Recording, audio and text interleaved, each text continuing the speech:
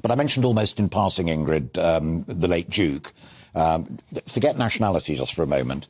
But as she famously said, he has quite simply been my strength and stay all these years. On these great constitutional and political matters, was he also her confidant? I don't think he was. He helped her, and he would proffer advice if asked.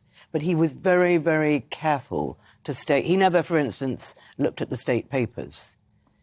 Because he felt he was freer to have his own opinions without ever having read them. And he kind of stepped back because he was very much his own person and wanted to have his own opinions, which we know he did, and some of them were very strong. So I don't think he did get involved.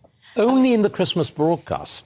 We know they are jointly written. Oh, yes, he used to help her write. In a very, very important way. And again, just going right back to the beginning, the new Elizabethan age. Yes. One of my favourite quotes from the Christmas broadcast is when everybody's going on about this new Elizabethan age, what does Queen Elizabeth II say? I do not much like Queen Elizabeth I. She never went abroad, she had no children, and she was an absolute ruler, and I am completely different. Final thought to you, Philip Kiszely. Someone said to me the other day, never ever forget, Elizabeth II was a supreme feminist in her own way, not least in the relationship with her husband. I just think about how she was formed, and I do think about that particular moment. And we've talked about empire, we've talked about the Commonwealth, we've talked about her relationship with her husband, which is complex, I think, and I think it's a close relationship.